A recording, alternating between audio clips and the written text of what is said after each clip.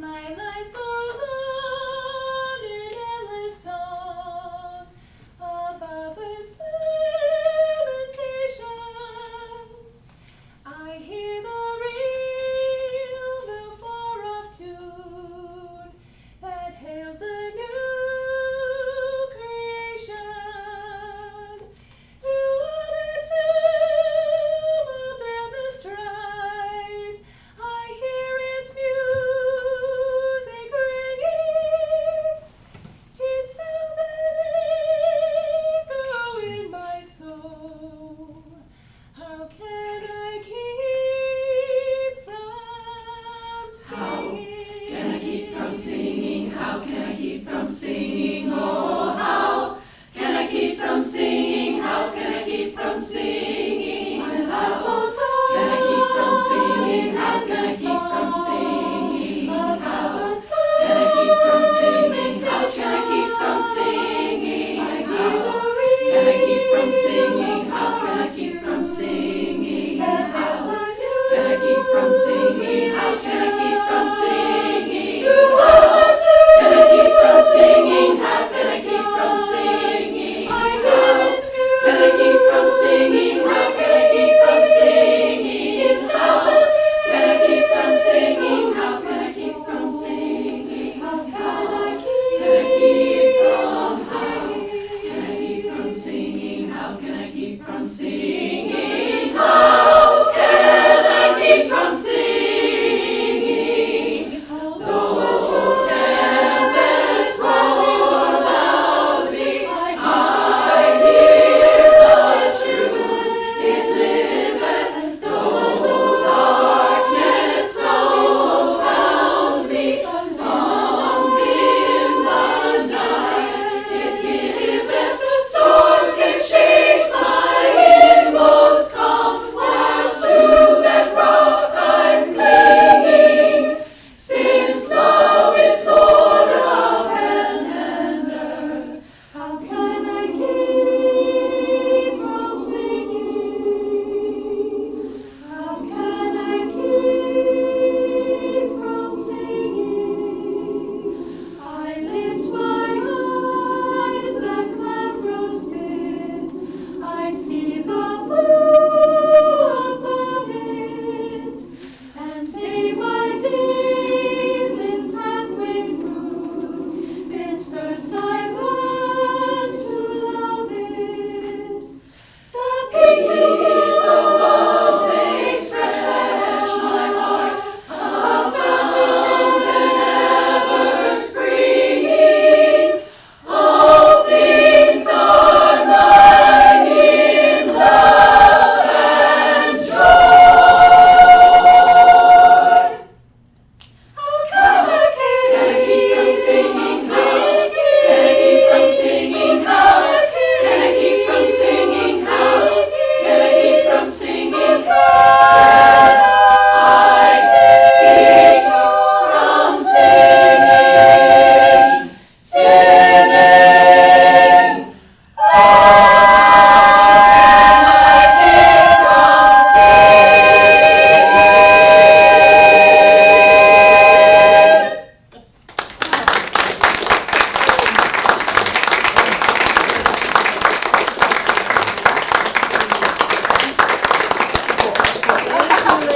We're about to do an encore. It's in the auditorium at 7:30. 4 encores.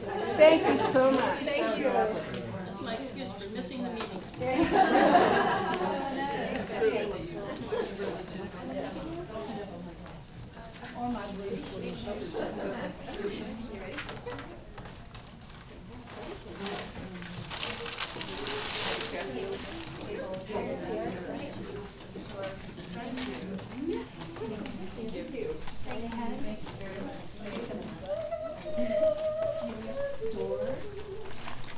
All right, on that beautiful note, we'll call the meeting to order.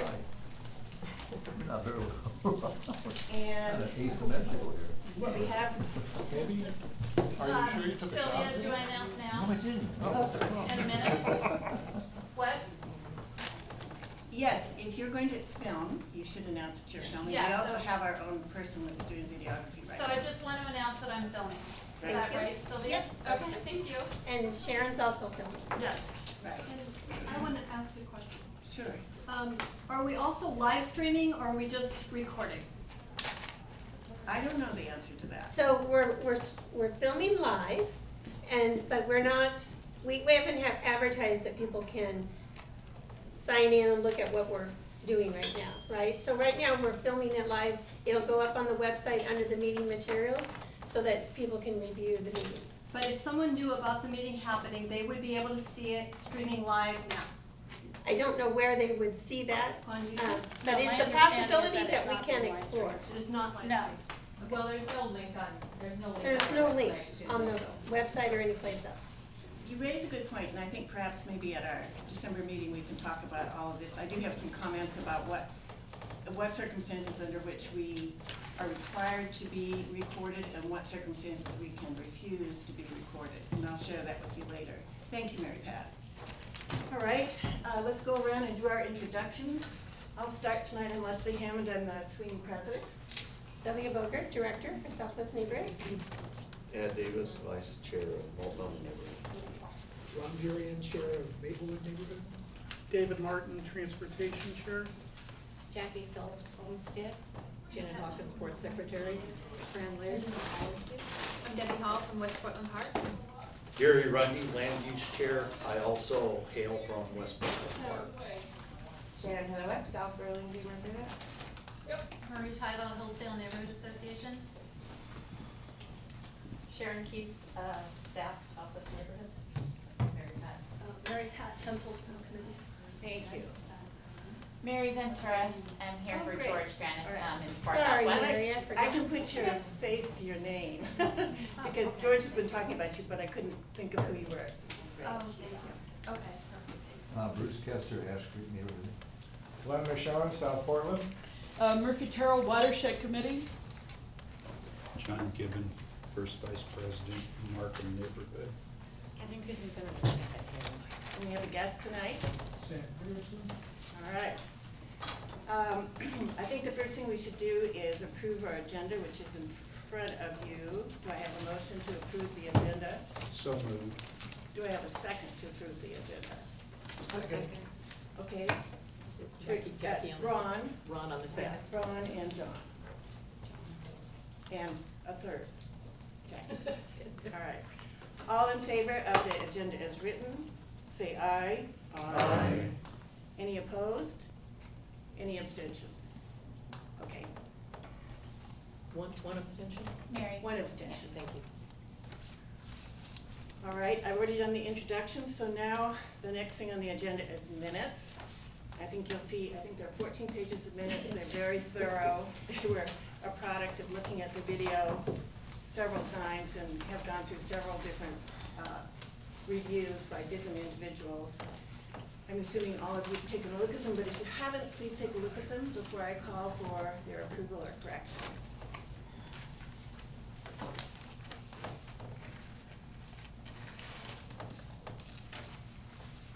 All right. All in favor of approving the minutes, say aye. Aye. Any opposed? Any abstentions? Okay, we have Mary Ventura as an abstention, Bruce, Glenn, excuse me, not Glenn, and John, and Shannon. Okay. And our new secretary's now taking Right. minutes. You've got a 14-page example of what she can do. Just, she has to remind me if I'm going too fast so that she gets everything. All right, we've approved the minutes, and now we're gonna move on to the president's report. Sylvia and I were just chatting that when we go to write our reports, we try to start out very small, but what happens is they get expanded given all the things that we know. So I'll try to do a more succinct report tonight. The first thing I want to tell you is that because we had the summit in July, and because we drew people together for the first time to respond to the code revision that was coming out of Commissioner Daly's office, that meeting started, citywide meetings and a lot of neighborhoods looked at the code revision, and although they definitely supported the aspirational idea of including all Portlanders in civic engagement, they didn't approve and wrote many letters and opposed to the rest of the provisions that came out of the code committee.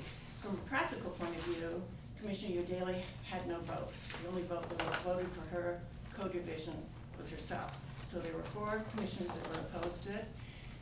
So in order to address that, what they decided to do is have this meeting on the 14th where the report that the Civic Life had written was available to people. But what Commissioner Udaley did is she wrote a different resolution. And you have a copy of it, I believe, in your materials. It's on page, it's on the very back on page, No, nope, I take it no, back. it's, Sylvia, 15 through 19. 15. 15 through 19. Right. What does that mean? That means she decided to ask the rest of the council to allow her to pull a multi-bureau work group together whose purpose is to have those bureaus work together for a common notification system, because all of them work a little differently. And they are supposed to come up with a process of cross-referenced responsibilities for public engagement. Now, those of us who got that motion, which was a week before, I think it was on a Friday before the Thursday meeting, didn't really know what that meant. So many of us testified at the hearing saying that this idea of a multi-bureau work group was a good idea in terms of developing some general process by notifying all kinds of different groups across the city. We didn't understand what the cross-reference responsibilities for public engagement would be. So we put in many suggestions. It was in between meetings, so I couldn't really consult with all of you, but I joined together with another group of people and we put a letter before City Council with 9 different things that we said they should consider in modifying that. And one of them was the way that particular new resolution is set up. It doesn't have any public engagement for the first year. One of the things I spoke to was to say that I thought we should have public engagement right from the very first meeting. Even if it didn't make sense for us to comment on what the Bureau was considering until later, I suggested to them that we would want representation at those meetings so we know what's going on and we can figure out what's going on during the year, so when they do invite public engagement, we can actually know what has happened, what decisions they've made and why they haven't. That's just one of the many things. Commissioner Udaley said she intended to bring this resolution back for a vote in December. It's not clear that that can happen because of the numbers of suggested revisions to the new resolution for multi-group bureaus. So we'll just have to stay tuned on that. I don't have a date, I don't have anything. We are checking back with all the different offices to see if they're going to set up a date for that or whether it might be pushed into January. But the way it's supposed to work, they're supposed to have a year where the multi-bureau work group meets, and then at the end of that year, they're gonna make recommendations to the city council, and they're gonna have a year or 2 where they invite public testimony and work on revising the code on the basis of what came out of that multi-bureau work group. And we have, Jackie here's worked at one of the city bureaus. We have a lot of ways to find out, sort of how the bureaus are set up for notification, who they notify, and then what might be some good ideas that we could offer to make that process work better. So that's where the code is. It went down, so now they have come up with another idea that they'd like to work on. Secondly, I have accepted Charlie Van Rossen's resignation as treasurer, but he has agreed to work with Sylvia and Nancy on accounting as we're going through a transition period. So he will review the monthly statements at the end of each month and look at them from his point of view and also from Nancy's work that's been done. So he's going to help us with the transition. I don't have the name of a person to offer yet as a treasurer, but I hope to do that by December, and it'll either be a specific person that we've interviewed and looks like they're interested in being a treasurer and can do the job, or we'll have an interim treasurer until we can find that person who's got the qualifications to work as a treasurer. I will say Charlie said this, because he's got the system in such good shape and very accountable, it would be easy for a non-accountant to come in and act as treasurer. because all that Nancy and Sylvia have to do is follow his procedures. And since he's reviewing at the end of the month, since the executive board reviews the financial records too, we could have someone that didn't have an accounting background that would like to come in and take on that responsibility. So if you know of people, let me know. Okay. We're trying to ask all of you to present what motions or the thought that you're going to have a motion 6 days before the SWNI meeting, which is hard because we have so many, like transportation's on the Monday before, and sometimes equity is on the Monday before. But we'd like people to let us know the week before the SWNI meeting if you think you're gonna have a motion, so at least we can prepare, because it's a lot of work to do in a day or two right before the meeting. Get the motions, make changes, that kind of thing. So if you could do it earlier, we'd appreciate it, especially if it's not time sensitive. If it's philosophy, ideas, it's not time sensitive, getting it to us sooner would be better than later, and that sort of consistent with what we agreed in the facilitation.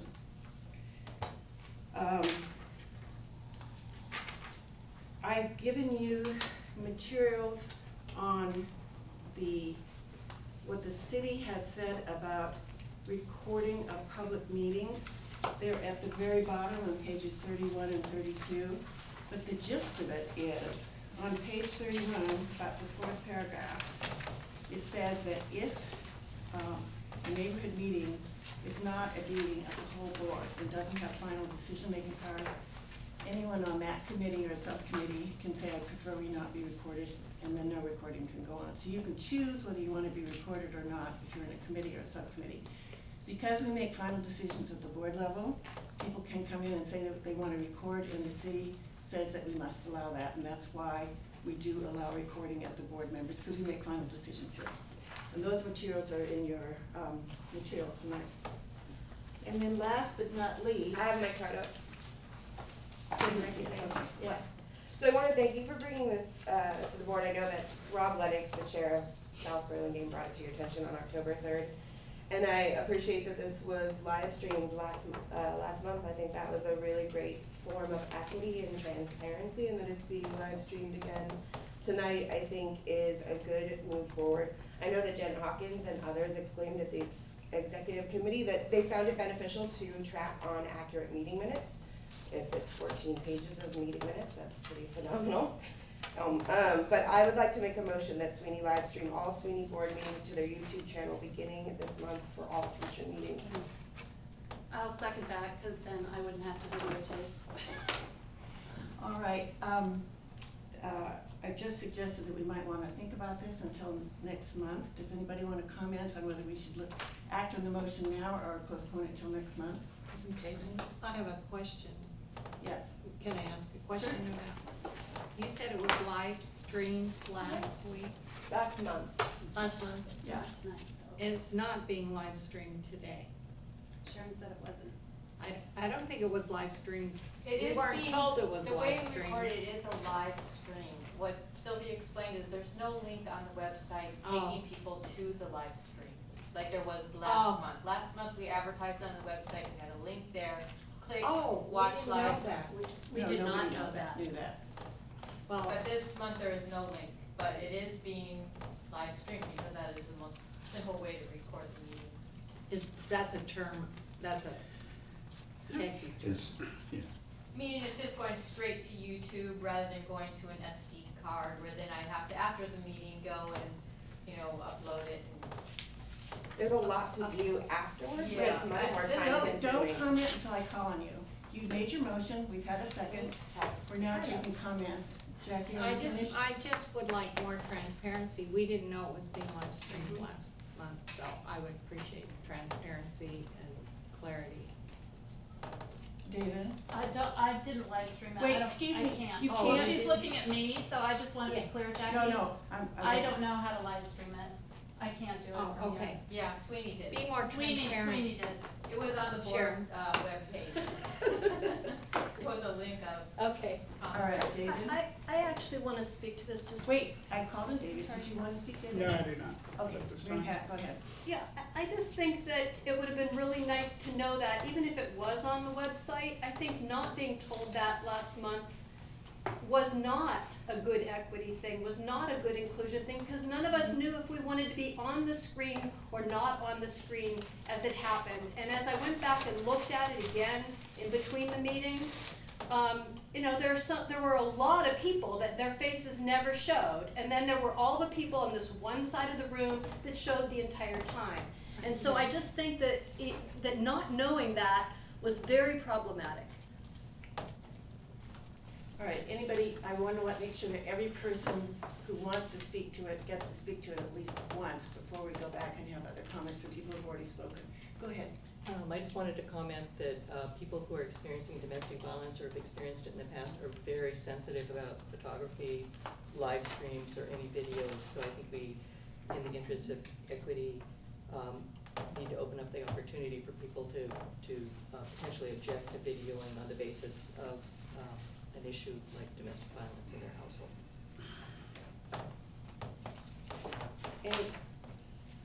David? Yeah, I would like us to reconsider the camera angle. I don't want the camera pointed at me, and it is. I would have put lipstick on had I known. David, do you want it so it shows more of your head, or what? Tell me. I've given up and worn a hat for a long time for that reason. John, did you wish? How do I want to say this? It's no big deal to me because we've been live streaming and attempting to do participation by the internet in Markham for a couple of years now. As I understand live streaming, that's just broadcasting it out. The neighborhood participation back has been kind of problematic for Markham. So if we're is that right, Sharon, that live streaming just is, you put it up on YouTube and people can find it? They're not Right. commenting. I've turned, for this meeting, I've turned commenting off. People can't chat, like, usually on a live stream, people could be watching and chatting with the person doing the live stream, but chatting has been, nobody chatting. And it's different because we're having a general meeting of the association membership, and this is a board of directors meeting where the people that are here are the only ones that participate. So with that exception, I think we ought to make accommodations so that in the future people can see it live. Okay, has everybody who wants to have their first comment? We're gonna do this, everybody gets to comment, gets to say it for 1 minute, and I'm not gonna call in any repeat comments until I've gotten everybody who wanted to speak. All right, the next person, Shannon, did you have something in addition to the things that have been said here? It just goes back to the document that you provided. It says all board members, if you choose to be a board member in a position to make decisions, have to be allowed to be recorded. That's for this meeting, but Yeah. it isn't for committees or subcommittees. We're speaking about this meeting, so that's why I'm I just referencing want to this now. clarify. Yeah, so that's what I'm saying, like. Jackie? I would kind of rather make the decision when more of us are here. We're like really down in our numbers so that we could have feedback and input from everyone and so that they're aware. And maybe in the meantime, go back and I'll call Sharon on Monday and she can explain to me how live stream works and what's different between a You recording. can Google it. I didn't call on you, Shannon. Are you asking for a motion to postpone it to next month? Oh, can I do that at this Yes. time? Yes. Okay, yes. Okay, is there a second to Second. postpone it?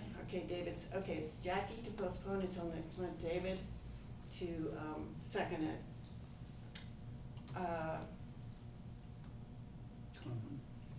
Discussion. All right, discussion on postponing, Catherine. I sense there's some discomfort, and I think it's partly because of confusion, including me, on what exactly we're being asked. And I think because the Civic Life doesn't state anything about live streaming, as far as I can tell, I don't know if when we vote on this, are we agreeing to what live streaming means as, what the internet says, or what we're meaning specific to here? And it sounds like there's a difference as to whether people can interact with the live stream or not. And maybe there's others too, which I think it's wise to maybe for all of us to get more informed before we have a chance to vote. I agree. Ron? What exactly are we proposing to postpone?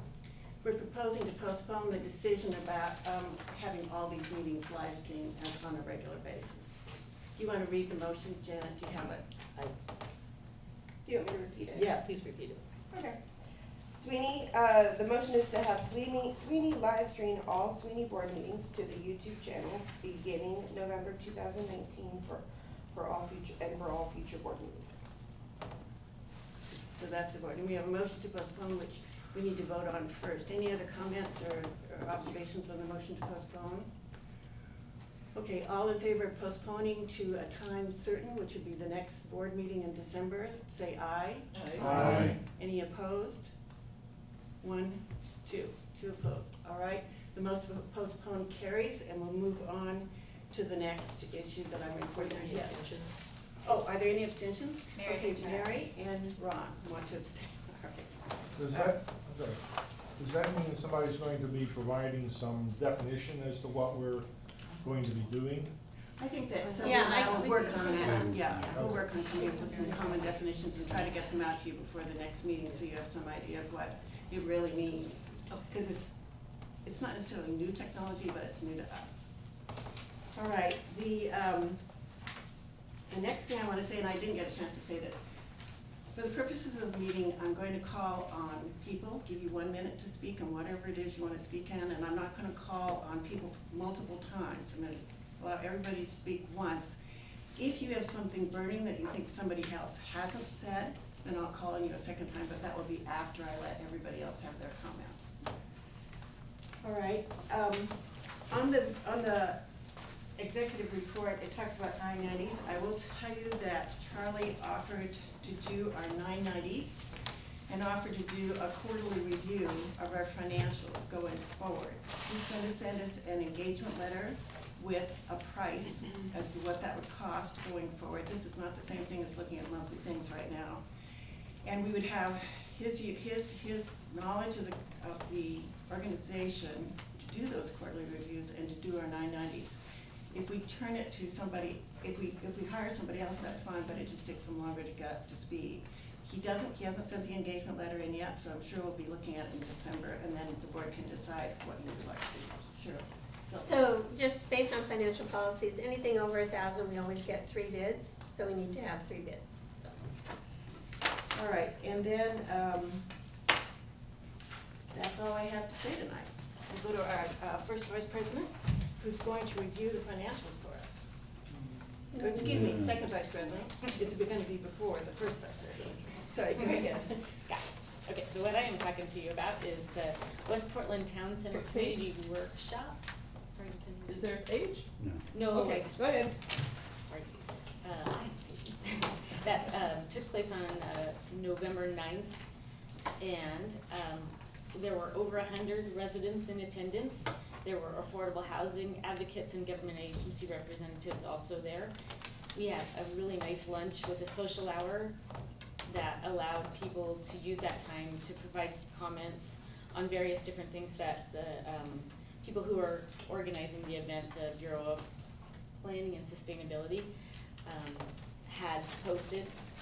Ryan Curran and Joan Frederickson of the BPS had the opportunity to give us a welcome and orientation where they talked about what we've done for the past 7 months in terms of community engagement, which there's been 3 or 4 different opportunities for the different neighborhoods of Southwest Portland to get together for walking tours, for just orientation and various different purposes.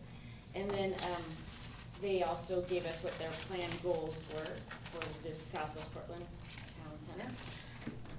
Not easy to say all in one word. Then Commissioner Amanda Fritz got the opportunity to speak of the history of the West Portland Town Center, saying that it was dreamed up or encouraged by the different neighborhoods that were neighboring or adjoining that area of town, which is 4 or 5 of the different Southwest Portland neighborhoods. She encouraged this current planning project to further define this area with the goal of encouraging the diversity in the area and protecting it from gentrification that would force people to move out of the area, which I think there's quite a bit of possibility for that given the history of what's happened in the different light rail systems that have gone through the other parts of the city. And so we broke into small groups of 8 or 10 of us each, and we were able to talk about concepts that we would encourage them to use when they design and build the West Portland Town Center. And one of the things that I thought was very interesting was hearing what was some of the top items that different groups of the 8 or 10 of us were speaking towards. And this isn't because I encouraged them, but many, if not all of them, really reflected on how important getting from A to B through the town center was going to be, and hopefully not with just your car. So pedestrian, bike safety, the access to mass transit safety, and because the West Portland Town Center spans, I don't know if it's east or west or north and south, but it seems like everybody has a different opinion of what it is. I-5 and Barber there, which direction? It's kind of an angle is the problem.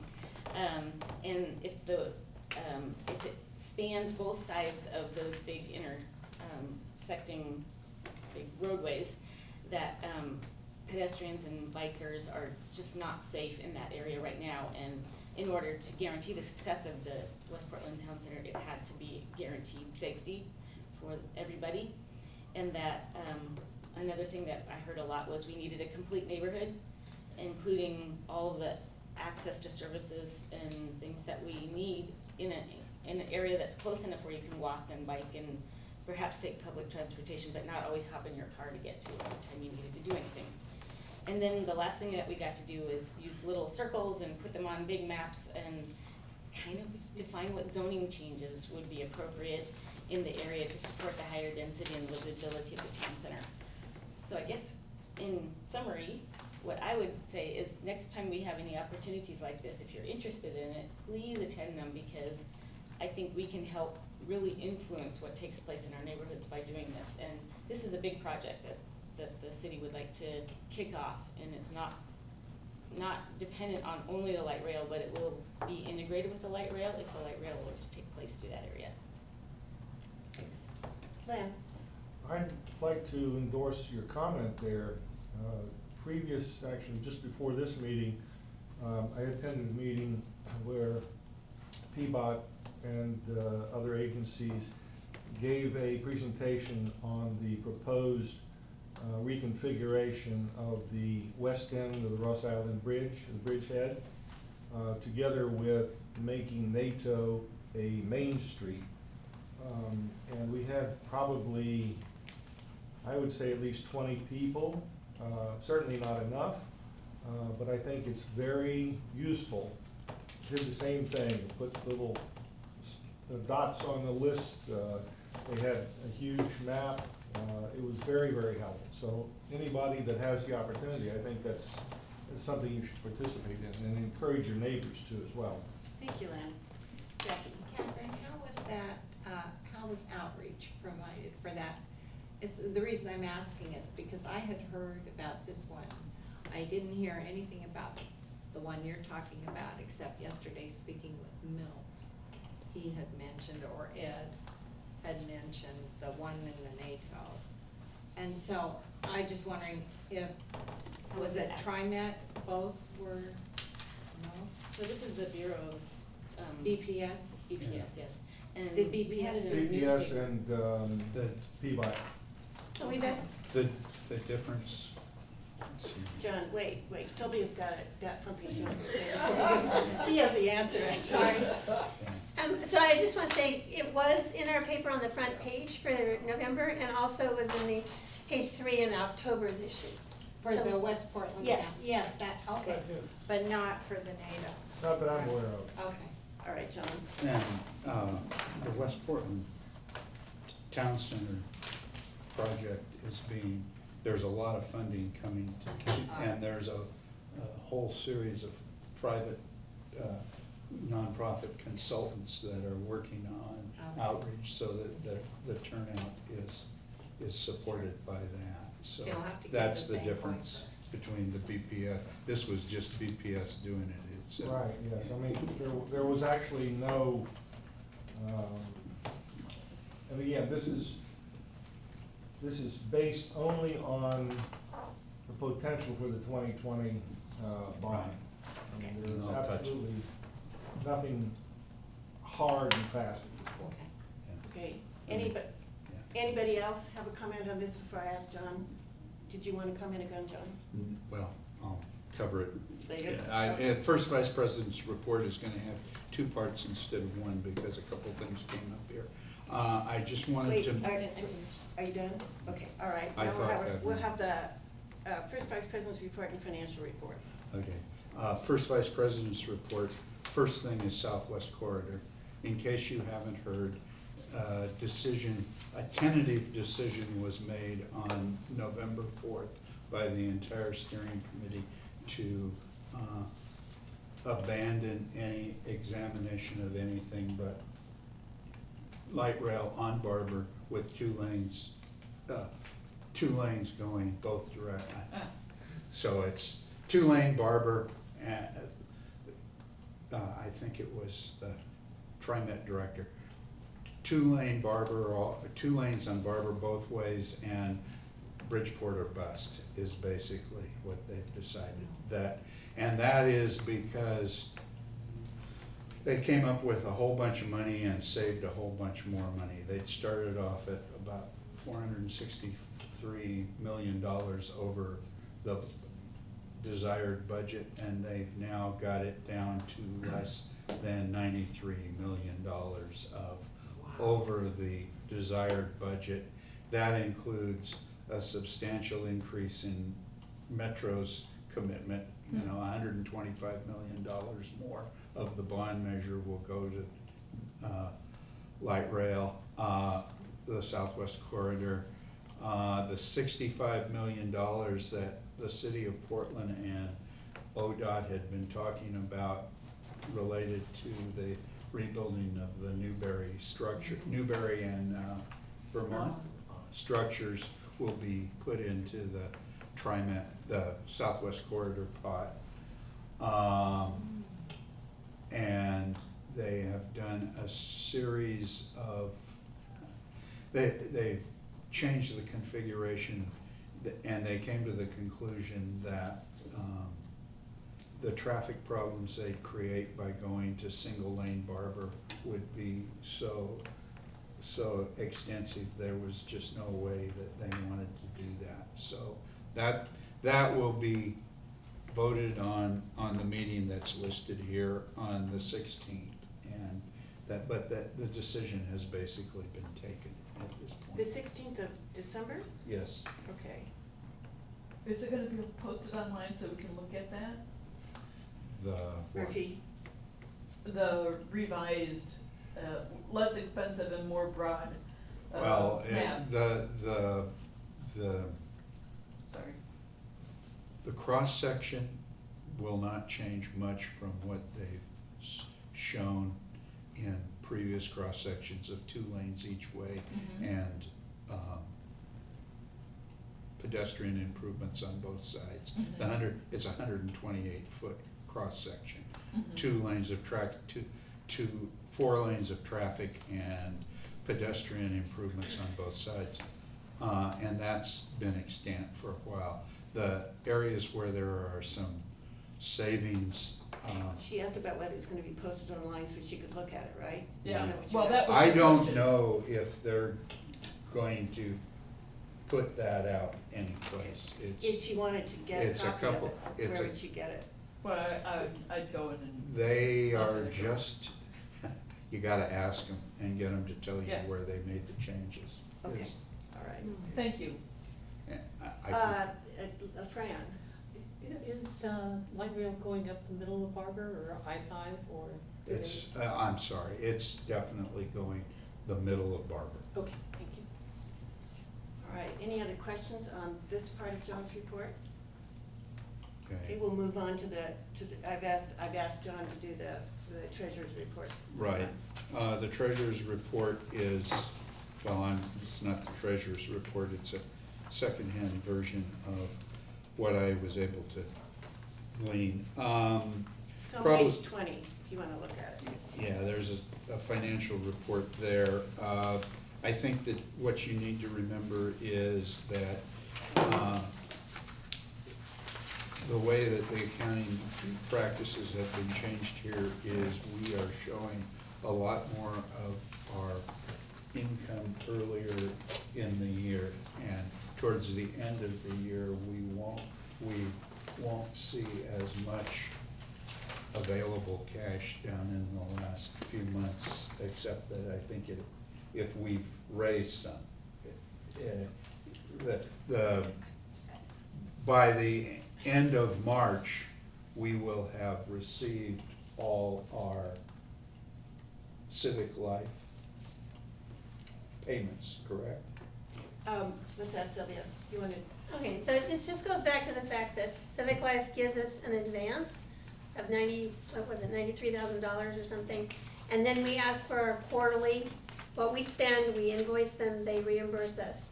In the last quarter, we'll pay back that advance. So there'll be less cash available under your operations. When you look at your balance sheet, what John is talking about is that UMQA operations account. That's the board funds. So right now, there's like 140, I don't remember my glasses, 146,000 something in there. So there's a lot more available cash. Than we normally would have. We spend about, if I remember correctly, we spend about $62,000 A quarter. And about 20-something a month. So, and the other thing we've is that we got an lost advance money. for our cleanup funding, and we've got money come in for the Southwest 50th grant, so Right. there's a lot coming in right now. That's a good Right, thing. so it looks like we've got a lot more cash that it will go out. I think though Southwest 50th is pretty much paid off at this point. Is- But we're still working on it. Okay. Mhm. And So our cash I guess exceeds our expenses. if people have questions, I'd try to answer them, but I think this is pretty explanatory of the fact that we just see a lot of, Lynn? The 146,000, I'm assuming, if you look into liabilities, you've got unearned income of 50,000. I'm assuming that takes down significantly the cash. Right. I would, Other questions on the financial statements? I think if you read Charlie's one-page description of where the expenses are, and any anomalies that we had in terms of things we paid more of or less of, he's very explanatory in his one-page description of what the October month was like. All right, let's move on to Sylvia's executive report. So I also give you just a little budget update. So I talk about total income for the month, and which was $3,311.08. So contributions was like $2,300, and then our Bureau of Environmental Services fiscal fees came in at $415. Miscellaneous income was $329, and I just wanted to say that miscellaneous included some funds from Hillsdale Neighborhood Association and Collinsview, transferred some of their funds over to SWNI to help pay for the community policing event. And in fact, the Public Safety Committee raised like $450 to cover the expenses of that event. So in the end, Southwest Neighborhood only had like $188 from our food and entertainment, if you balance it all out. So they did a fabulous job about getting donated prizes and food, and Kiwanis helped cook the food, so it was a wonderful event. So, and then I wanted to say the fall cleanup. If you'll note there, Sarah put out a report today of 107 volunteers. That was incredible. So, you know, if there was no wait in the line, it's probably due to the fast work of the volunteers, and the numbers were very impressive again. We took in almost 5,200 at the gate. We had assisted 498 vehicles, including 3 bicycles. And we had 30 loads from seniors or disabled residents. Again, those are all volunteers going out to residents and helping them bring things to the cleanup. 70 bags of litter. We used 9 of our 11 drop boxes that were allowed for this year, and we had 8,600 pounds of scrap metal, 4,600 pounds of electronics, 2,200 pounds of batteries. That's a lot of batteries. Even corks weighed 102 pounds. I can't imagine. That's a lot. So I want to thank everybody for that event. Sarah works very hard, and she's put in a lot of effort into bringing more volunteers in, and we really appreciate everybody's cooperation there. And it was a gorgeous day. It was a perfect day Yes. for doing it. It was a little Wasn't cold in raining. the morning, but, and I'll also say we had a volunteer go pick up the pizza. I wasn't gonna mention. So that was, My that husband was went for me. appreciated. And then I do want to highlight the great work going on at the Watershed Resource Center. So there was a volunteer planting this past weekend that Eric oversaw for Southwest 50th Drive. This is near Pendleton Creek.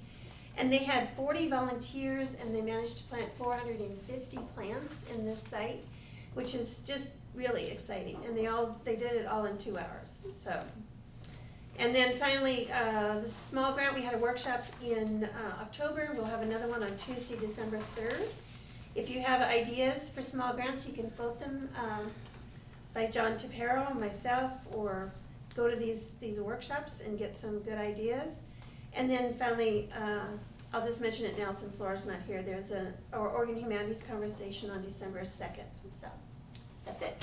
Murphy, you have a question? So, yeah, I have a small question about the pickup, Yes. the trash pickup thing. So we use 9 out of our 11 Yes. things. Which, how does that bode for spring since? It doesn't. We will have to reimagine our spring event. So Yeah. we won't do it tonight, but Yeah. we'll have some people looking at different options for the board to consider. We could bring in paper shredding. We could do different kinds of things. That So would be very good, because it's I get requests all Yeah, the time for yeah. paper shredding. So I was just wondering, because I understand, and perhaps incorrectly, that there are bureaus or departments or something that are trying to trim budgets for things like that. And since we use 9 out of 11, Yeah. the rule of thumb generally is use it or you won't get it next time. Right. That's why we did it in the fall. Okay, So so we have to talk about what's going to happen in the spring. okay, great, thank you. It's a bigger Keep me conversation. advised. Other questions for Sylvia on her report? Would you comment on the impact of getting $5,100 at this event and what we need to do for the whole year? So in our approved budget, we estimated that we would bring in $8,000 for the entire year under the spring cleanups. So we've already made $5,100 or $5,200 So we're towards well that on our goal. way. Yeah, So again, we're gonna have to look at spring, and because if we don't have bulky waste, that's a lot of trips coming in to pay for that, so we have to kind of think through that event. We'll explain why. But I think we're in very good shape. okay. Really, That's good. Yeah. 5,000 was my goal, and we exceeded that. And I will say your president had a terrific time collecting from everybody that came through and chatting with them. And I worked with a guy named Bob, who's apparently been doing this for a long time.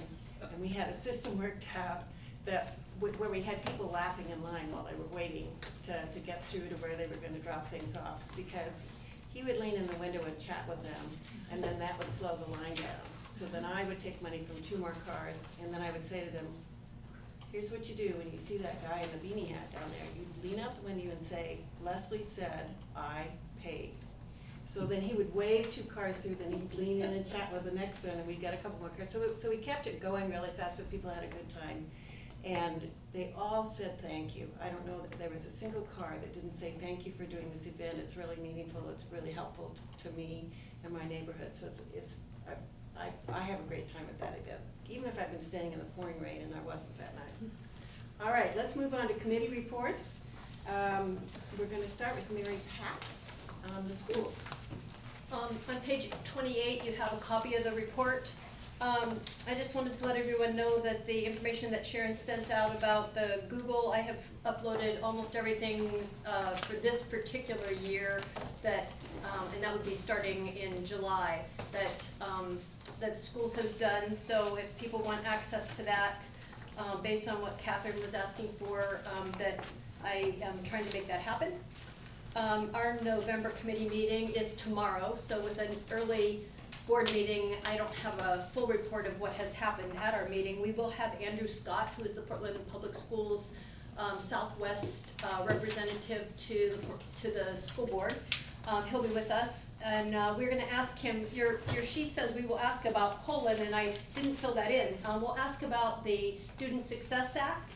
We're gonna ask about test scores, and we're gonna ask more about Smith Elementary and his thoughts about what should happen with that. And then also give him an opportunity, since he's been in the job for about like 4 months. I think he started July 1 after being elected back in May.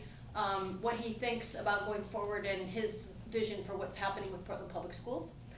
We were supposed to have a couple of other people from Portland Public Schools at our meeting, Patrick LaBeouf and Dana White, who are specifically working on Smith Elementary and what's gonna happen there. It sounds like that they didn't get the city of Portland to approve yet the demo permit for the annex at Smith, and so they're still working on that, but there's hope that that'll be done by the end of this year, going into January. That should be, should already be down, and I have information that Patrick will call and let us know what's going on. Also because I reported in various different places that we were probably gonna have a 2020 school bond. It looks like Portland Public Schools may defer that until 2021. And I think part of the reason you're not hearing more about Smith is if that's gonna get deferred, then it changes timelines on everything.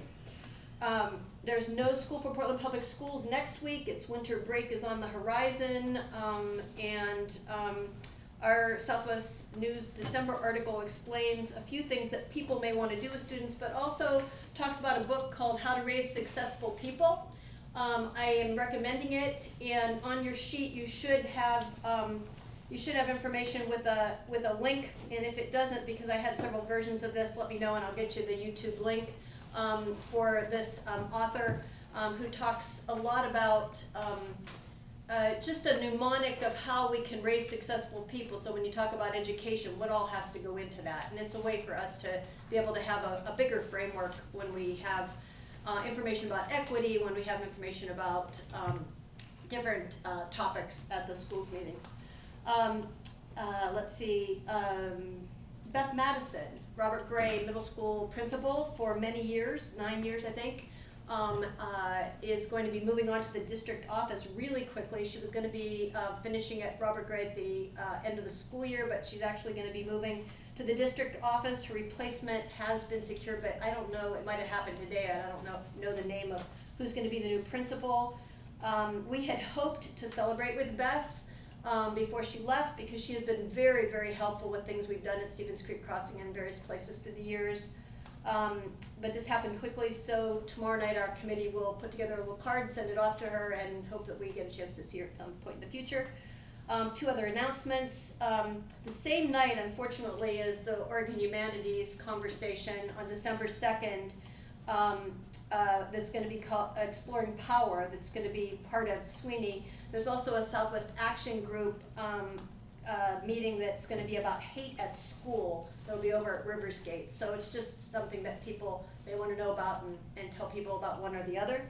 And then affinity groups are meeting at Robert Gray. So there's the PTA, but there's also different groups that may be BIPOC, Black, Indigenous, people of color, or it might be the Jewish community group, and these groups are all meeting separate from the PTA, and in January, it's my understanding that probably that PTA meeting will bring all those groups together to have a further conversation about social justice, race, equity, inclusion, and this was originally, I think, prompted by the issues of racism and gun violence over at Robert Gray earlier this year.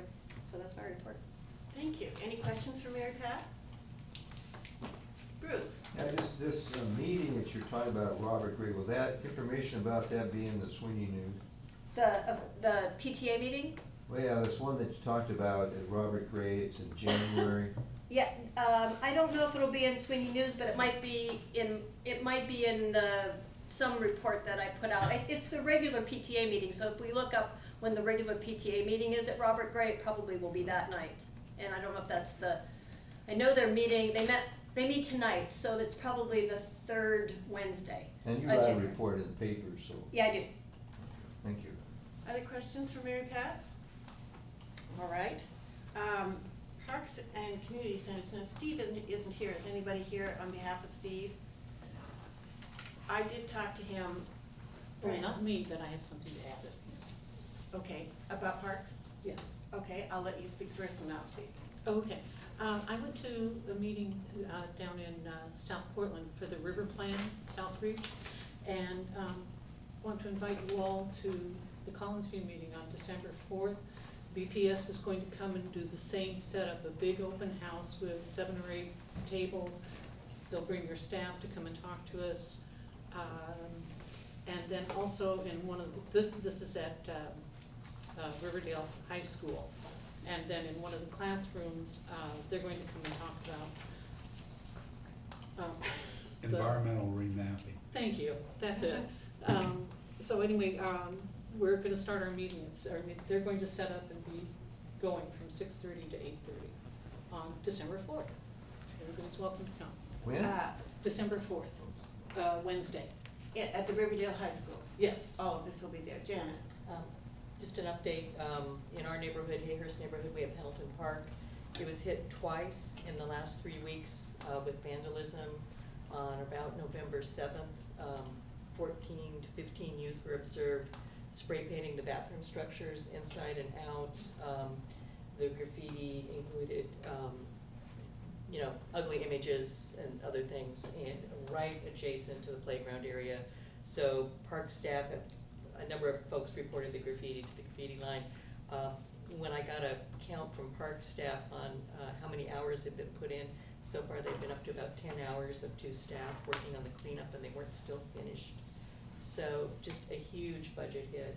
And so we're gonna try to do some things through next door to notify parents. If your middle schoolers are out at 8:30 at night in the neighborhood, you probably need to kind of check on them. Because that was about the age group that was observed. The following week, last Friday night, a group of young adults who had 2 cars came and dumped garbage in the park, and apparently they were filming what's called a rage event, something, they were doing. So they had cameras, they were filming, dumped garbage, computer monitors, broken glass, all kinds of things in the park, and then left it. Even when confronted by a neighbor saying, hey, what's going on, off they went. So again, and neighbors came and cleaned it up the next day, so park staff didn't. But so we hope to have some folks out in the park this Friday night, because again, there's another long school break that may be an incentive to be in the park again. And I'm not sure if adjacent parks are experiencing anything similar. Thank you, Janet.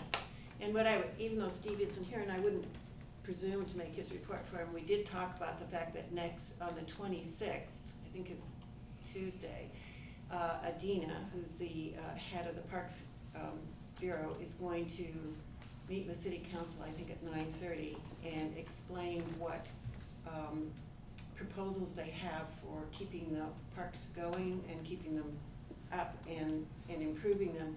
We're gonna get to hear their plan, because as you know, last summer, there was 2 days of hearings, and people were all up in arms about the community centers being closed and people being laid off.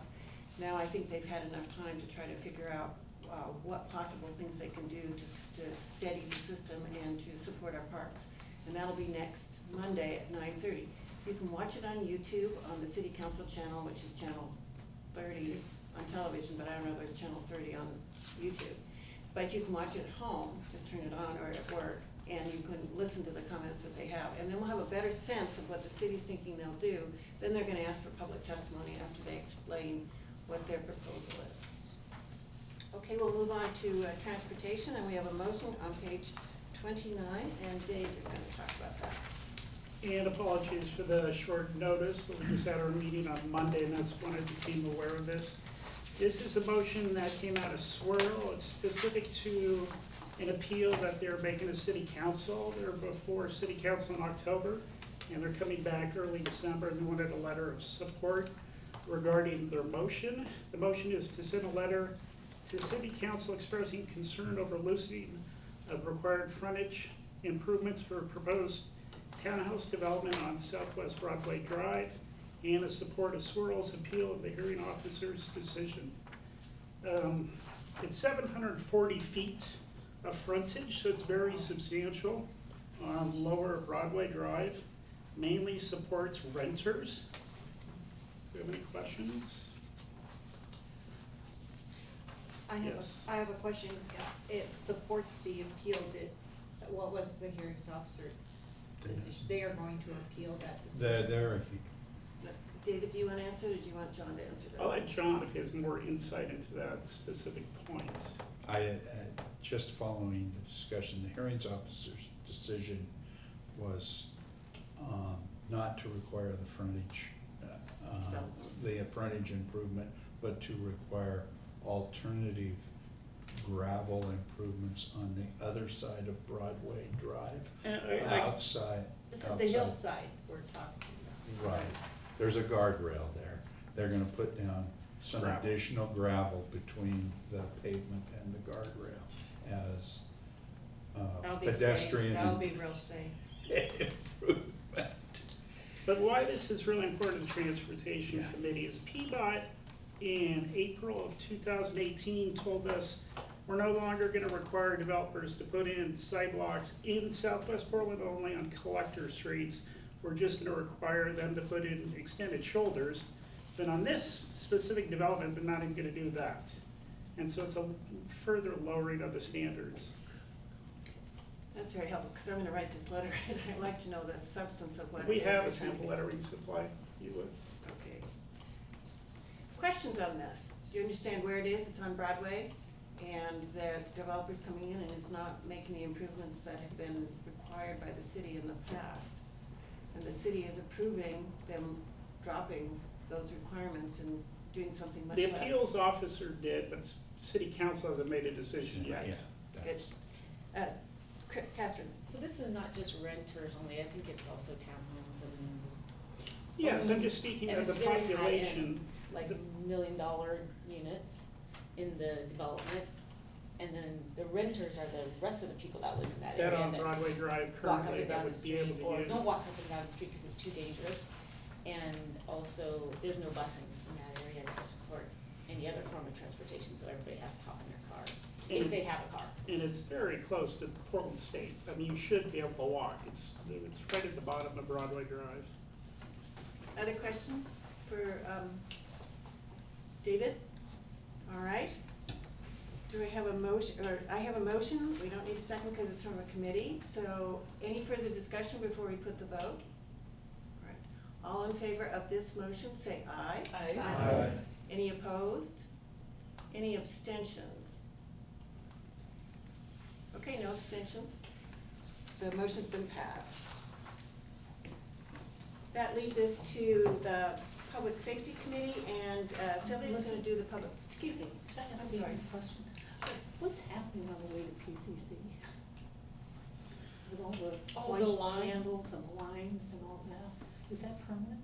Oh, yeah. Yeah, yes. Mm-hmm. What's the question? I didn't hear the question. Oh, the road, what is that, 49? Capital 49. Highway Capital into Highway the to 49. 49.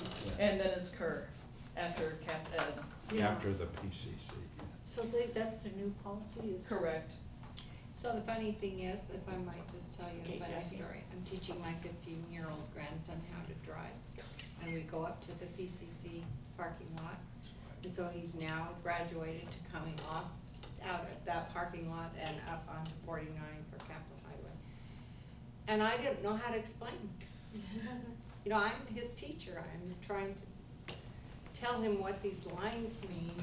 One And lane each way, I guess. it's just crazy. I still don't know. Gary? Yeah, just for the record, PBOT came to West Portland Park and presented the whole project, and there were a few questions, but at the end, kind of a straw poll, you know, we didn't. Nobody objected to it? We didn't, no, we You didn't didn't- render you an didn't take objection. position. Murphy, did you want to? Oh, no, I was just gonna say, the reiteration, nothing. Okay. John? I'd just make the comment that, and I wasn't here for this, but there probably should be no objections because in a different format, there was a plan done a number of years ago in the late 90s that envisioned narrowing that street down to 2 lanes. I mean, it was gonna be a lot greener and done with plantings and other things instead of paint, but there was a plan in place, at least as far as I think Pomona. They kind of extended it on beyond there, but at least to Pomona, there had been a plan to narrow 49th down to 1 lane each way then, so. Thank you. All right, let's move on to public safety, and Sylvia's gonna report for Kim, who's traveling right now. So the committee debriefed its community policing event, and then also we had a follow-up to our discussion with the presentation from Civic Life with the community policing staff now. There's a big difference. They're not doing neighborhood watch anymore. It's called Neighbors Together. There's very much less emphasis on working with police. And so a lot of people are very concerned. There's no more, like if you have a problem home, where there's drugs and activity, and you used to call the crime prevention or community safety person, and they would bring into the different bureaus. There might be Bureau of Development Services if there was litter and other problems or noise or whatever. There's no one now to kind of bring in all the different partners. And so we have some concern about that. Their response is you just need to call the police. And of course we know that there's not a lot of officers available for this type of work. So we reviewed kind of what the neighborhood response team officers are doing, but there's only 2 of those. So it might be that we might be making some recommendations, but we don't have anything at this point. Thank you. And we did, if you're marking up your new calendars for 2020, the neighborhood emergency fair is scheduled for Sunday, March 8th. Any questions for Sylvia on the Public Safety Committee? Okay. I just have Yes, Jack. a suggestion. Could you ask, when you prepare your suggestions, could you put on the list to provide the educational piece? Because that's what we relied on the most, was to have. Educational piece. Well, when an officer would come to your neighborhood association, educate you about their side of, who does what, and Yes. so that's just a little. So there's less and less contact with the community. Yeah, okay. Thank you. Any other questions about public safety? All right, we'll move on to land use. Gary, Okay, page 30 in your materials. our meeting was just last night. The ink's dry and the memory is refreshed. So, yeah, I reported out to, to members here of the board last month that I didn't think we would have anything to bring forward until perhaps January. I noted that Morgan Tracy was coming to our meeting last night, and we were gonna get a solid, review on the residential infill project, and with a healthy time allotted for question and answers. So they started out with their slide deck, about a 45 set slide deck, and after a while it became clear that in their slide they have an unusable map. It's just, it tries to take the whole city and show you where the new zones are going to be for the residential infill project, which is higher density, multi-dwelling units in traditional, single-family residential neighborhoods. So I said, look, pull up the map app and let's start looking at it. And I did that on purpose, John. I had studied that map app, and I've made it clear, my thinking clear as the chair of the committee, that they've done a generous job across SWNI, putting Z overlay in, which is cross-hatching, that says we're already saying these areas are out of bounds for the high-density development proposition embedded in the residential infill plan. And John, threw a few questions out there, and they said, yeah, the highest priority was the preservation of the natural resources, in this case, the entire Southwest Hills neighborhoods. And John had some banter with them, about whether that was the number one priority they should be looking at. But right behind it was landfill, landslide zones. The young lady on the staff indicated that 25% slope, model automatically kind of predicts landslides, whether or not it's a known recent landslide type place. So anyhow, we got through that, and it really came down to, though, was the streets. You can't tell whether or not, if you're a neighborhood rep, land use person going back to your neighborhood, you can't walk down the street to one of our famous gravel, potted, non-existent streets and declare that the city of Portland hasn't accepted that or annexed it. And so it got pretty heated, and at the end, Morgan he's offering to get us something, either a map or a file that we can use throughout our SWNI neighborhood associations, and be able to tell people, no, that land that street hasn't been accepted by the city, and therefore it'll fit the rules of RIP, which say you can't go in there and develop. You can't go in and put the multi-unit housing in there. So then we got on to the rest of the slide deck to deal with displacement and affordability.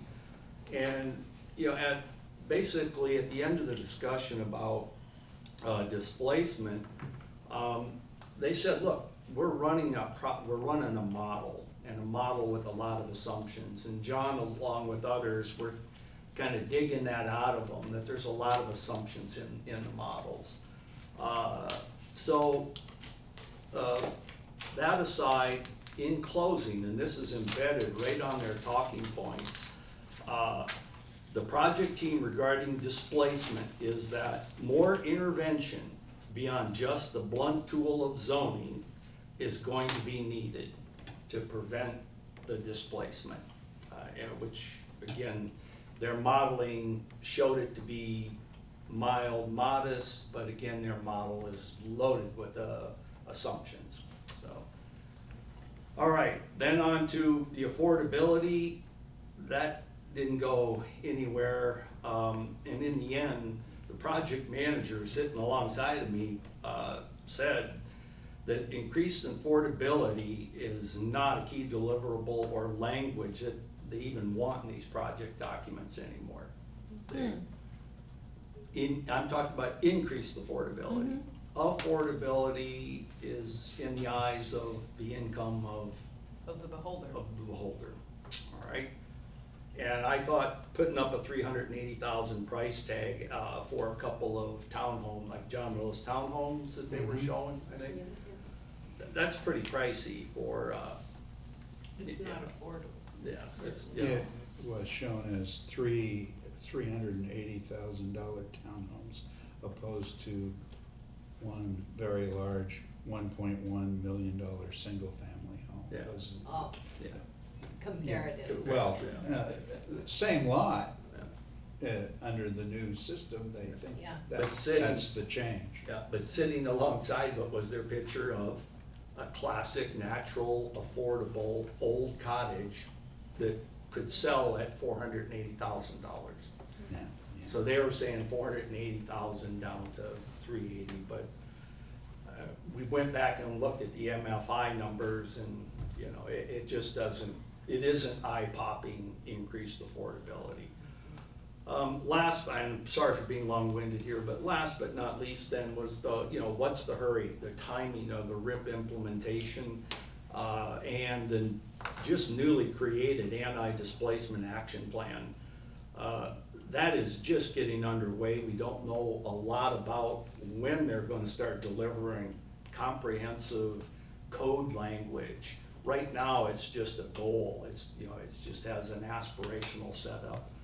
But HB 2001, the multifamily housing, allowing it to be legally placed in single-family residential neighborhoods, there's a lot of work there yet. These committees have to work, and John helped me out here with they have to come through and be in agreement with the state land use board. They have to have. They've got to write the rules. The rules. Within the next year, so it's not the board, it's the LCDC. LCDC, the commission. Yeah. And there's an advisory board of citizens that get to monitor and look over that, and we have an alternate to that in our SWNI Neighborhood Land Use Committee. So that's where we ended with the discussion on what's the rush, because you could just see they want to get this thing going. Can I ask a question? Just an observation. House Bill 2001 has to go through these development of administrative rules before it can actually be implemented in the different cities that are subject to the state legislation. That legislation sort of overlays the residential infill project. Did Tracy have any comments about whether they wanted to wait until that legislation was fleshed out in terms of administrative rules before they tried to implement the residential infill project? Because they're working on top and as opposed to each other. He didn't profess to know what was going to happen during those activities that are forthcoming. In their website, they claim that they're pretty damn certain that whatever they roll out with RIP is going to be underneath whatever these. Will be consistent with House Bill 2001. Yeah, but he kind of shook his head at the same time. So that was, so we dismissed them, and then we held a, kind of a follow-up, kind of what all just transpired here. And a motion was put forward, and it was unanimous that we really should request, that RIP project management align their final request for City Hall or City Council approval, that not come before. Now here we're using the word completion of these legislative activities that have, rules that have to be written. We could debate that a little more amongst our team, but maybe we'll just come out hard with before the completion, that you don't bring it into City Hall before the ink is dried on the rules. Right, because they're working at the same time, but we're all going to be subject to the rules that are developed by LCDC, which will affect the residential info project. But they're having hearings. The first hearing on the residential info project is January 15th, right? Yeah, January 15th is the first hearing on RIP, and testimony, you can start on December 15th submitting testimony. Well, you got December 11th before City Hall. They have a little working. They're gonna get updated, kind of get brought up to speed on the draft, but they're not doing any voting or anything. It's a workshop. So I did grouse at him about this is a classic, over the holidays, that like if the only public testimony has to be submitted by the 15th during the hearings, you're asking for all of the coalitions across the city to work all this up during the holidays. And many of the land use members, again, I put this down here because they're very confident that this is going to be a recycle.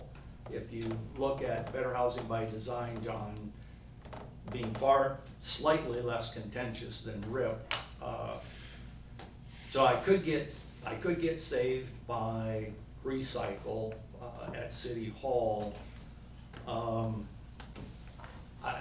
We debated whether or not to just have them delay the meeting, but Tracy Morgan, Tracy said, they had the city council set this date, and they said we want to start now on the 15th. All right. So we're not gonna based on that kind of firm feedback, we're not gonna fight that. But we think that we should be bringing to the December board, a motion about that you do not ask for city council's final approval on RIP until such time that these rules are, well-known. They might still be in committee, but the ink's drying on them. And I'm counting on people like John to help me on the, All right, John? Just a couple of things. I think that especially if you're in one of the neighborhoods, when we talk about the Z zone and protecting natural resources, you have to understand that that was something done as part of the comprehensive plan. And there's sort of absurd things happening because there was things were inventoried as real low value natural resources, yet those low value natural resources were a criteria for putting the Z zone in. And it may be worse in Markham than most places, but literally in my subdivision, which is a homeowners association, we have houses on 12-foot streets, paved, but privately maintained. And on one side of the street, we have 3 or 4 houses that will be subject to RIP, and on the other side of the street, houses that are not. We have pockets in the middle of our subdivision where there are 4 or 5 houses that are completely surrounded by Z zones, but they themselves are going to be RIP properties. So that's a big problem. And the other thing I would speak to is what Gary was mentioning about HB 2001, which I've started saying a living space odyssey kind of thing.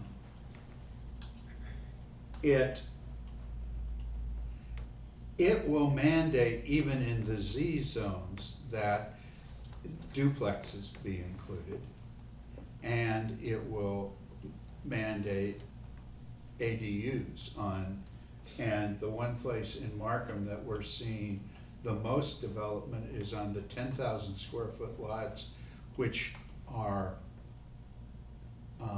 outside of RIP, but that's where we're seeing the small houses getting built. So where we have a 30,000 square foot lot that was zoned 10,000 square feet, we're now seeing 3 houses that have been built in the past with flags, and in one case we've got 2 additional ADUs. So on 30,000 square feet, we're up to 5 This is a good living example units. for you all to be thinking about, and we're gonna come back to this land use issue in December, at our December meeting, with some additional information. I'm gonna have to. You have a question here. Yes, sorry, I didn't just see have you. a quick question, Gary. A member came up at our last meeting and said, we understand that the. Could you land speak use up, committee- please? We understand that the land use committee is going to bring a motion in January about the residential infill project, and from what you're saying, that is not currently the case. But Yeah, I'm saying, Cumber. if there is one in January, if you could let us know, because we've got a member who's really interested in it, like as soon as you have an idea of what the motion might be, like even before our December meeting. That's exactly what our game plan is here. It's, It'll be in December. Yeah, we It's have gonna to be do in the motion in December. December Wait, John. because the hearings are in January, so it, John? So that's January's the too only late. motion you'll be bringing forward is in December. right. No motion in January. Okay, thank you. All right, any other questions? All right, we'll move on to Murphy Terrell, and watershed. Wow. Okay, so, we've had a pretty, interesting few speakers that have come in and talked to us about, watershed in general, and the Pacific Northwest and watershed in general, but not specific, which is really good, but not specifically to the SWNI watershed area, so I'm not gonna get into that too much. But something interesting if you'll pardon me for stepping on transportation, Southwest Capitol Highway, the section between the viaduct and Taylor's Ferry, has proposed changes. They've got a 95% plan ready, and they're going to have we have a subcommittee talking with PDOT on December 4th, and it'll be in room 7. And PDOT will have an open house January 30th.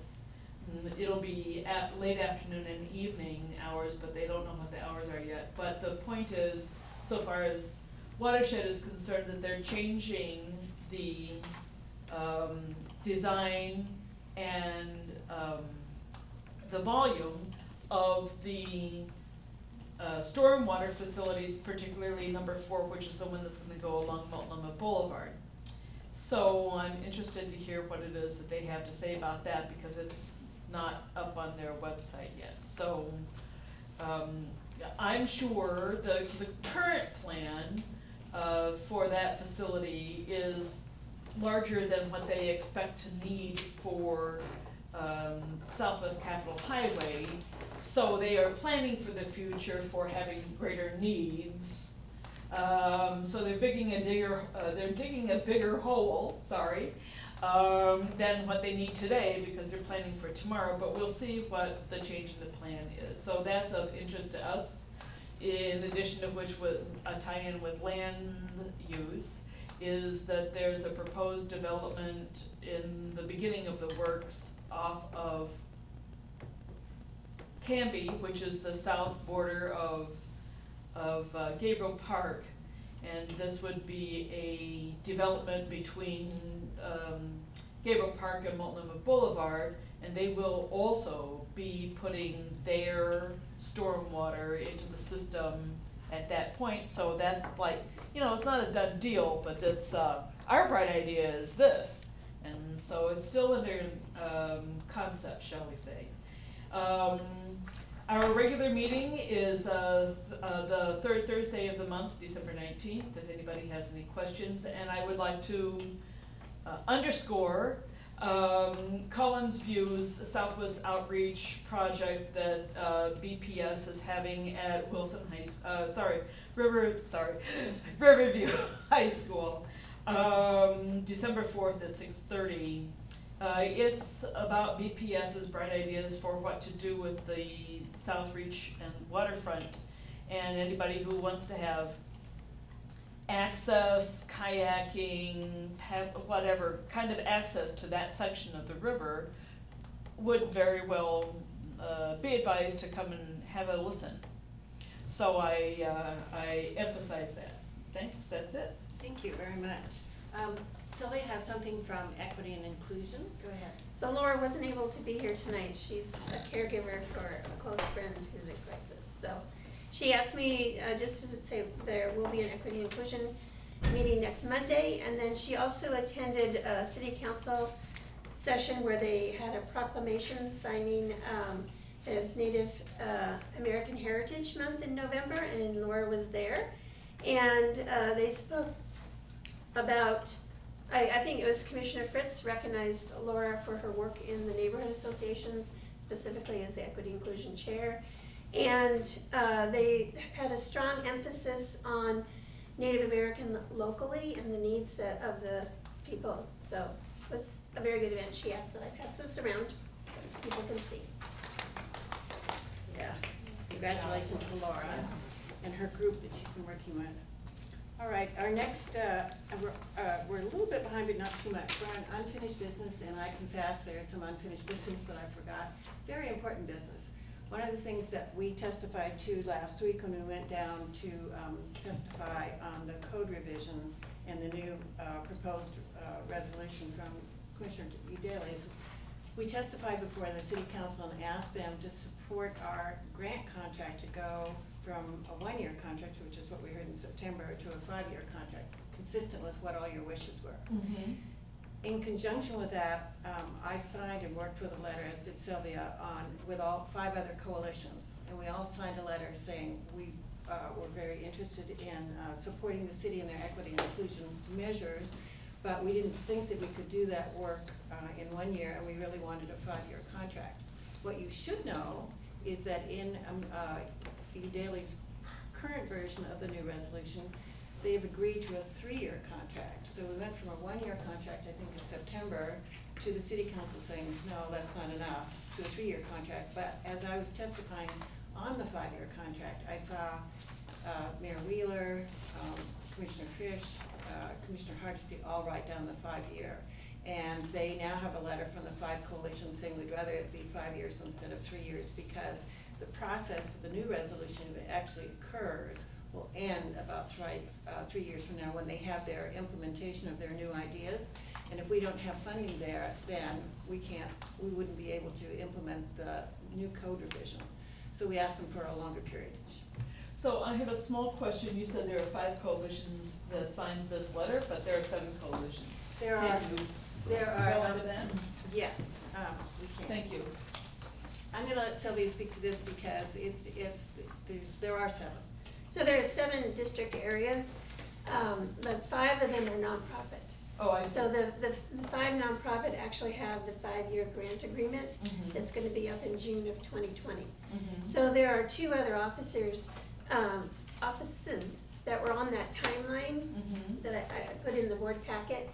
So on the Civic Lives Action Plan for this year was to move those city offices into the nonprofit mold.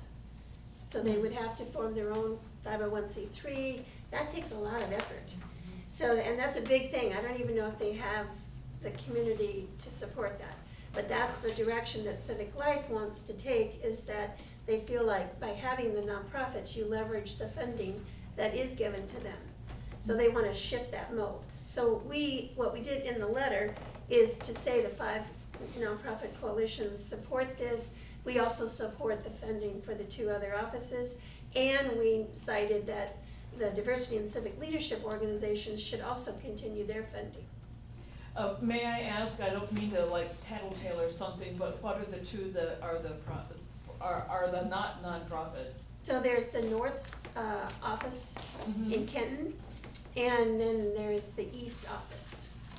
Okay. And both of them just lost their executive directors. Yeah, I'm not moving. All right, any other That questions? letter's in here, it's Yes, on it the is. back of that, Oh, the- thank Thank you, yeah, that's the timeline, And the then- bottom line there is actually talks about the nonprofit model, and I honestly don't know what all those implications are, but I do know in Civic Life Action Plan, they singled out those 2 city offices becoming nonprofits. When you find this, it's got the, my letter, or the letter from the coalitions, plus this is the timeline for Commissioner Daly's new proposed resolution.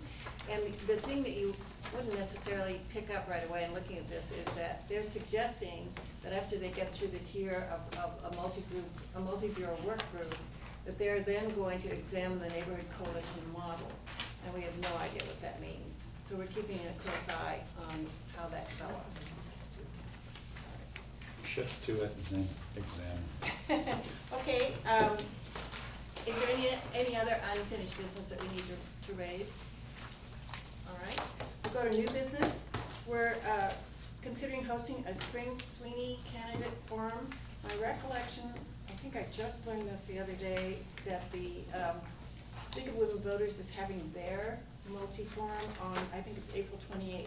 So that leaves plenty of time for us to do something, say in February or March. And then I think there are gonna be a number of coffees in the Southwest neighborhood for different candidates. I know that Mingus Mapes is coming over here for a coffee sometime in January. I know some of the other candidates are too. I sat next to one of the candidates at the hearing last week. So you might wanna start paying attention to the folks that are running for city council and that are running for both Amanda's position and Commissioner Daly's position. Plan. I've actually gotten contact from Mapes, and he wants to have a conversation, I don't know. Right. Well, I think that he has wonderful credentials. He worked in the Office of Civic Life. He's well educated. We aren't supposed to take any position on any individual candidate, but I would think that it would be pretty easy to get into one of those coffees and some of the coffees for the other folks that are running. Okay. And maybe what we can do is put a list on the paper of things that we know about, so that all of you can take advantage of that. Well, I do, Yes, Sylvia? I do want to, I need direction. So if we're gonna do a candidates forum, we need at least 5 people to be on a planning committee to work with Sarah as an event, since she's our event person. And I need to know, because the rates in the Multnomah Arts Center are gonna go up in January, so I wanna be able to rent the auditorium and facilities if we're going to do this. So I need to give you some thought. We don't have to do it tonight, but just think about it. Do we wanna host our own event?